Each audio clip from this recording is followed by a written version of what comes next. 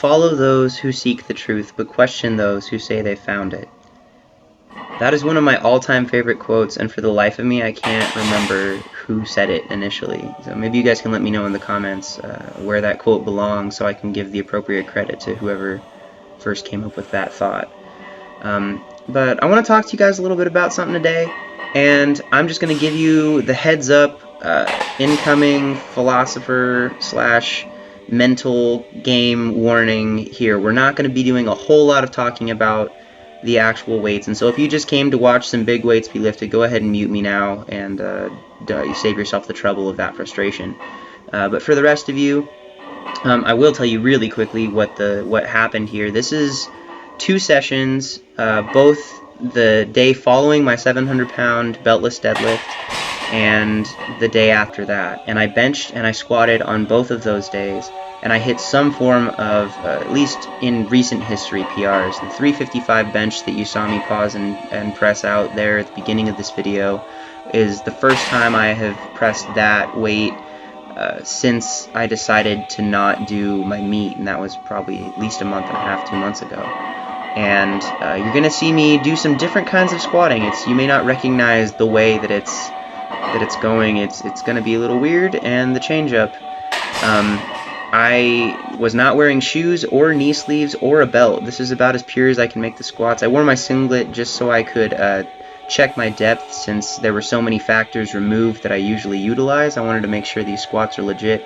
And then I kind of realized, since I'm here by myself in my own environment, I could really just train in a singlet and not have to worry about disturbing anyone else's day or time or making them see my pasty legs. So I hope you guys don't mind. But what I want to talk about is kind of this mental journey that I've gone through in the last week or so, not even, the last 3 days, ever since I hit that deadlift, and I just kind of sat there afterwards and was thinking about why I do this, why I train for this sport, and currently I'm not even really competing in it. I can't afford that right now. I have a lot of other responsibilities that are going on, but it's kind of, if you remove the competitive aspect from it, why do this?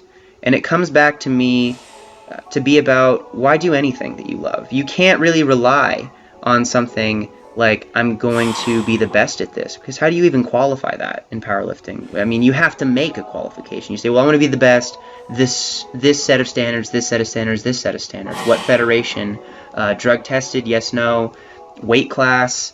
I mean, you're almost setting your own standard for that. The only one that is ultimately applicable to you, I would say, is just achieving the highest level of ability that you are capable of within those sets of standards. And I think there's a simplicity in that when you start to not worry about other people. And I was talking to my friend Zach McCarley about this a while ago, and it was something we both kind of agreed on.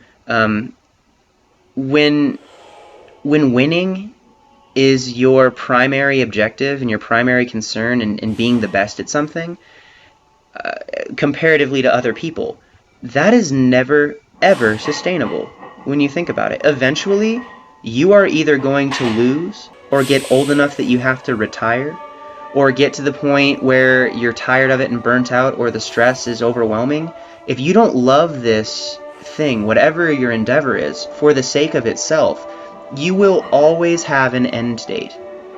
And it would, if that's your only way to motivate yourself, is to say, I want to be the best, what happens when that's no longer an option? What happens when you miss your prime, or there's someone else coming up and you couldn't really anticipate it, but they have something that you're not able to keep up with, or they just have a different way that you don't know about, or I don't know. It's just there's an end date onto that. But if you find joy and satisfaction and fulfillment from doing whatever it is you're doing for the sake of itself, that is sustainable. That is something that you can keep moving with. That is something that you can keep pushing yourself to, because your standard and your level and your abilities will always be moving in that direction. And even when you start to hit the point where you peak and start going the other way, when things start to get hard and you're looking back at your life like, man, I used to be able to do this, at least you're knowing that the journey itself is rewarding and you're enjoying what you're doing. And maybe that is a long, drawn-out response to why I process things the way I do. I've gotten criticized a few times by people who say that I don't approach it in the most effective way as far as why I'm training and the way that I'm structuring everything and what my goals and priorities are. But ultimately, I think that I feel like I got it figured out. I feel like I derive more joy and satisfaction and fulfillment from my pursuit than someone who is putting all this external pressure on themselves to perform to someone else's standards.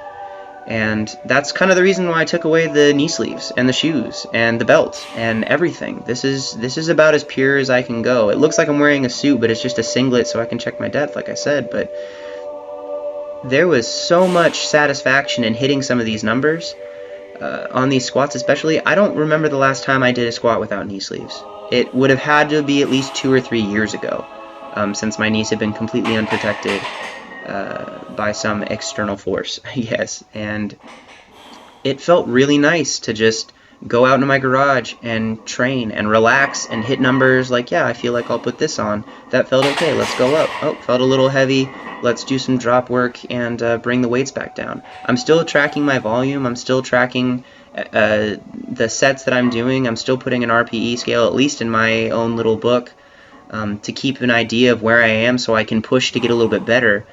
But I feel like this approach, at least for right now in the circumstance that I'm in, is going to be more holistic and more healthy than setting some crazy ideas for living up to any other standard other than just lifting because I love this and I enjoy it. And I am so thankful that you are all with me on this and that you're following along.